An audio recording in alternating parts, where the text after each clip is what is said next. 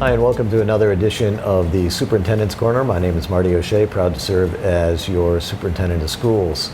On today's edition, we're here to talk to you about social emotional learning and Long Meadow Public Schools' efforts to support the needs and development of the whole child. And I'm proud to have with me today our Director of Student and Family Support, Nilda Irizarry, and a school adjustment counselor from Blueberry Hill School, Jara Malikan. So welcome to you both. Thanks for joining the conversation. Thank you. So we have been on a journey in Long Meadow Public Schools to ensure that we are being supportive of the needs of the whole child. We recognize that their social emotional development goes hand in hand with their academic development.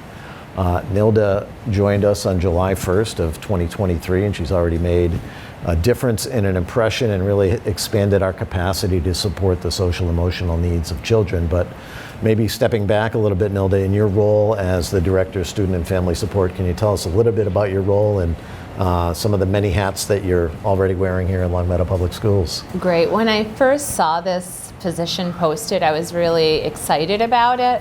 It made me want to join Long Meadow Public Schools because I saw that it's a district that cares about the whole child.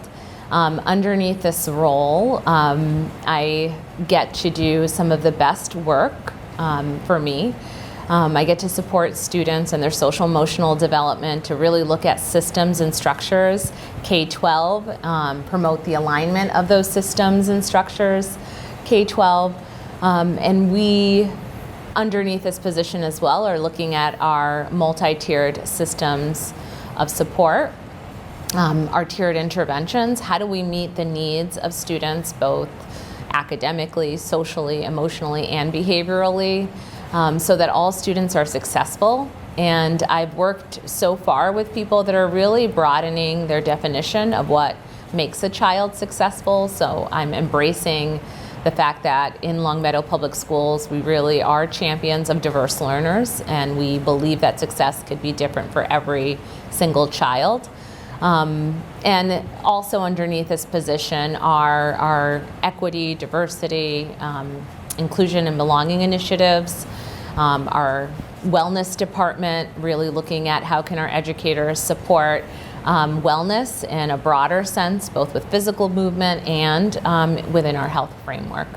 Certainly, this is a journey that we've been on to make sure that we have the capacity to support kids' social emotional needs. And it was only, I think, probably 8 years ago that we moved to having full-time school adjustment counselors at our elementary schools. And so that's an area that we've tried to expand capacity in. And Jara's here representing all of her colleagues who work so hard to provide a range of services to students to support their overall well-being. For folks that maybe aren't familiar with the role of a school adjustment counselor, can you tell us a little bit about your work and the services you provide? Yeah, absolutely. Yeah. So school counselors are there really to support students with their academic and social and emotional well-being. We have the ability to work with every student in the building. I consider myself so lucky that I do get to know every child in the building. We provide services in a few different ways. So I see some students individually for short-term counseling. I work with students in groups doing short-term counseling. I get to go into classrooms and provide lessons to the whole class on different subjects. I can work with children individually as needed. I often can get referrals from caretakers. They'll reach out to me and say, could you please talk to my child about this? Our teachers know their students so well, and they often will refer students to me if they notice that someone seems to be off. And I also have a self-referral system where students are able to advocate that they need someone to talk to, and they know that I'm that person in the building, so students come to see me that way also. It's an exciting job. There are, in some positions in a school, you have an opportunity to connect with every member of the school community, and you have that opportunity. Yes, I'm very privileged to do that. You did a nice job of describing sort of the tiered support structure that we try to have in place both on the academic side and on the social emotional side. So for people that aren't really familiar with that lingo, but at Tier 1 is where we try to provide universal supports to children. And you mentioned that sometimes you'll work with students at a classroom level. I've seen our counselors even working with students in school assemblies, just to make sure that we're providing that universal support, but we also have tiered supports for students who need more targeted, more intensive support. So one of the things that our counselors have helped me understand, and Nilda has helped me understand, is further is that connection between a child's social, emotional well-being and their academic success. And I think that's something that has changed and evolved in schools. Our understanding of that has changed and evolved in schools in recent years. So from your perspectives, can you talk a little bit about that connection between a child's social emotional health, their behavioral health, their mental health, and their academic success? Because we know there's a deep connection there. So certainly I see this every day, where if a child has, let's say, a worry or something on their mind, they're not going to be as available to learn. They might physically be present in the classroom, but they're not able to focus, to think about what is being said, to pay attention to the lesson. So it's really important that we're making sure that students have the skills to be able to help themselves in these moments so that they are present for learning. Excellent.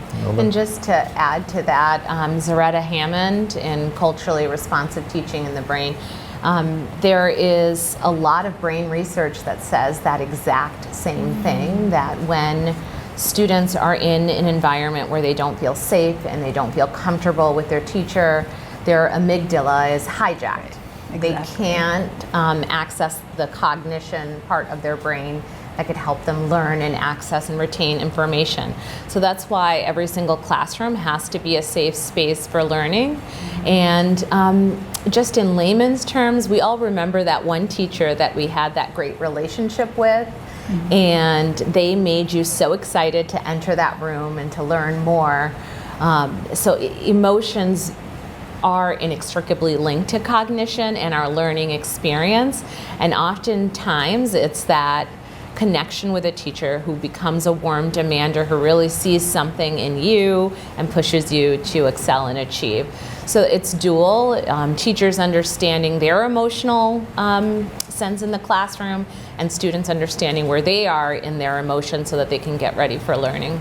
I've seen you lead conversations with educators and administrators about the importance of mood, and sort of recognizing where we are with our mood as educators, but also recognizing the mood of children and kind of getting them into the zone where learning is optimized. Can you talk a little bit about that? Is that? Yeah. One of the things that we notice is that students go through so many transitions throughout their school day. One of the most important times of the day, especially for elementary school students, is that morning where they're really walking through their structures for the day, anticipating what might be challenging for them. And the teacher sort of works with them to think about what are some of the barriers that they might experience? How do I remove some of these barriers, and how do I set up every child for success? Then they go to recess, and there's another emotional reset. There are so many social dynamics that they're about to encounter. It's high energy, and then they have to transition back to a calm space to get ready for learning again. Those are all strategies that we as adults learn on our own, and we sometimes learn how to do those over time. But now what research is showing is that students could be taught some explicit strategies in the areas of social emotional learning that could help them better transition to all of those different environments. Sometimes those strategies could be being mindful, taking a deep breath in the moment. I know you work with so many students on different techniques. Even naming the feeling you're having. Studies have shown that can actually help you calm down when you're having a particularly uncomfortable or strong emotion. Even just naming, recognizing, acknowledging the feeling can actually Can you give us an example of that? What would that look like? Well, so for example, if you, let's say, were worried about something, or let's say, before you came into school, you'd had a not so great morning at home, and you were feeling kind of angry about a conversation you had. Naming, like, I'm angry right now. Once you even acknowledge or name the feeling, that can actually help set you on the path to then, okay, what can I do when I'm angry? Like, if students know, okay, these are strategies that I can utilize to help myself kind of shift to a different zone, if you will, or a different mood, they can do that. And it probably puts them in a place where they're better prepared to have constructive relationships with peers, with their teachers, where they're going to be more socially aware as they're walking down the halls or entering a classroom, that kind of thing, I'd say. It's something that we certainly, I've used the phrase that the educational landscape has shifted, that students seem to need more support in these areas than ever before. Oftentimes people will attribute it to the pandemic, but the reality is that, you've been at this for a while, Jara, and we've seen this for some time now. It even predates the pandemic, some of the challenges that we've seen. Yeah. And how would you describe some of those challenges that we're seeing sort of on a increasing basis in terms of students' overall social emotional well-being? I mean, I feel like we definitely see a lot of anxiety, sometimes with a known source, sometimes without a known source. But our students are definitely very worried or anxious at times, some of them. I recall that in March of 2020, just before we closed the schools due to the pandemic, we were partnering with an organization called Minding Your Mind. And, so even prior to the pandemic, we were recognizing that students needed help identifying their emotions and working through that resiliency for certain situations, right? Even if something feels hard or I don't think I can do it, right? We were trying to help students, with strategies so that they can push through and manage, the uncomfortable feelings that can come with hard situations. Yeah, building up those coping skills and building up their ability to work through those challenging situations is something that I think a lot of our educators are understanding to an even greater degree now, for sure. And so we have been, on this journey to be more proactive, to sort of work upstream so that we're not always in crisis mode, and to be more preventative. And so that is part of the reason that Nilda's position has become so critical to us here in Long Meadow Public Schools, is to build out those systems and structures to make sure that we are being more we're working more upstream, we're being more preventative in our approaches. So with that, we have been working towards a more aligned approach to supporting students' social emotional well-being in grades pre-K through 8. And can you tell us a little bit about our journey and where we might be headed? I really appreciated the comprehensive way that this journey started. It began with an MTSS Academy in the area of social emotional learning and belonging, and really looking at all of our tiered systems of support across the district. We had representatives from every building, administrators, educators. You were also on the committee, so you could speak to some of the work that was done as well. So they started with this audit, just sharing what supports do we have for students in the areas of academic, and we found robust academic supports to help all students do the work of their classrooms. We had interventions at every level. We had Tier 1 supports, Tier 2 supports, Tier 3 supports. We added an academic support center at the high school that high school representatives thought worked really well. Then we looked at our social emotional learning program, and what we started to notice is that every building had their own unique program. Some schools used Peace Builders, another school might have used Second Step, another school might have used the CARES acronym.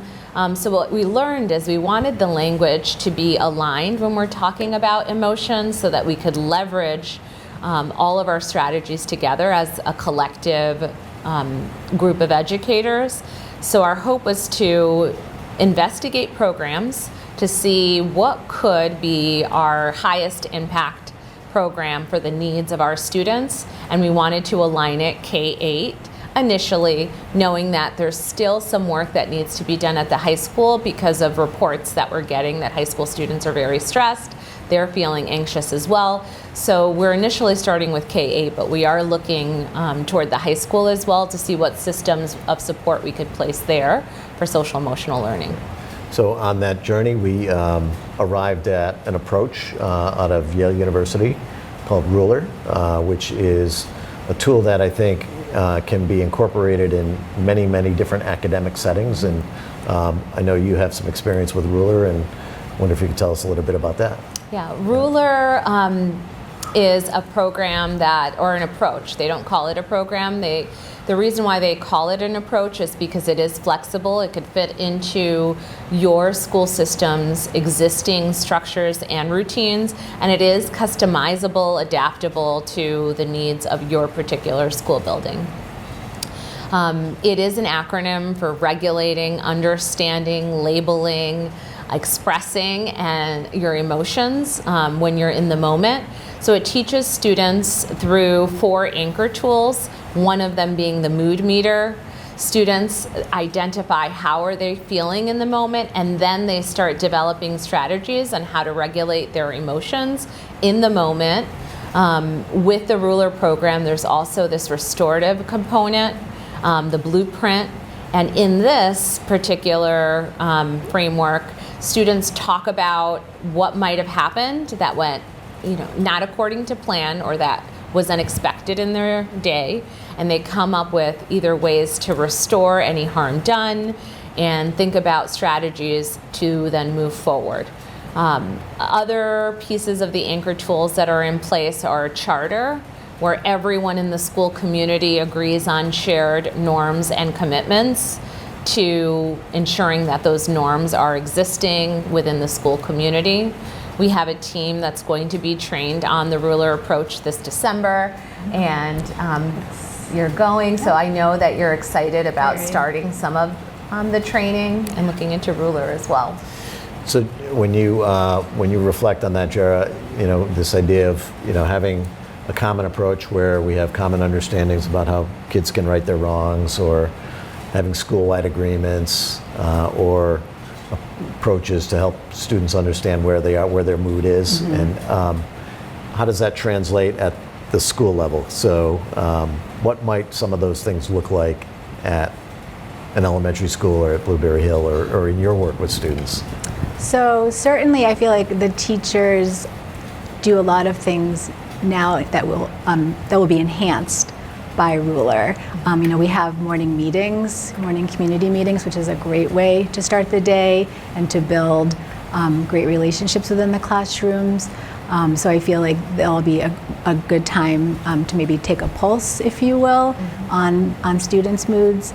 And like Nilda had mentioned, there are different transitions during the day. We have lunch recess after lunch. That is another prime time to check in and see how students are doing. So I feel like it will be a very nice addition to what we're already doing at Blueberry and the other schools. And I know our counselors already do a great job of sort of coaching students through peer conflict, or helping them. We're often very busy following following recess. Following recess and That's lunch, right. yeah. Right, because these things happen at recess, and so giving kids an opportunity to reflect on what went wrong and how it could have gone differently and how they might correct for the next situation. time. Exactly. Yeah. Oh, that's fantastic. At the middle level, they also have the advisory model that we're hoping that some of the Ruler lessons could blend into their existing advisories. And at the high school, they have the connect blocks where they are talking about stress, how students are feeling in the moment. So we're thinking some of the strategies could fit into those existing structures as well. Yeah. And middle school students, they still need support with managing conflicts during their school day and ensuring that they learn some strategies.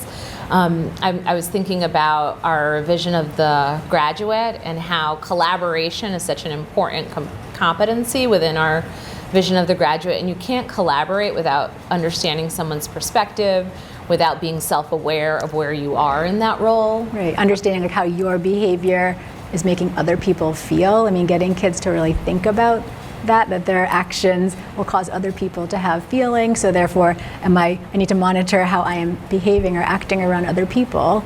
Am I sharing when we're collaborating? Am I taking turns talking? Am I showing you that I'm listening? All of these skills are so important. It's an exciting point that we're at, because I think when I think about the sort of the short history of education, at least since I've been involved with it, you had a period in the 90s and early 2000s where it was about achievement and accountability, and districts were challenged to build capacity on the academic side to make sure that we had systems and structures and supports in place. And now with the sort of shifting landscape and what we know about, what kids need social emotionally, we're at that point where we're trying to build out capacity and build out systems and structures to support their overall development. So it's a really exciting journey we're on. I'm so thankful that we have folks like Nelda and Jera in place, and they're representative of the commitment and understanding that exists across the district. So I appreciate your time this afternoon, and thank you again for watching another edition of the Superintendent's Quarter, and until next time, thank you so much.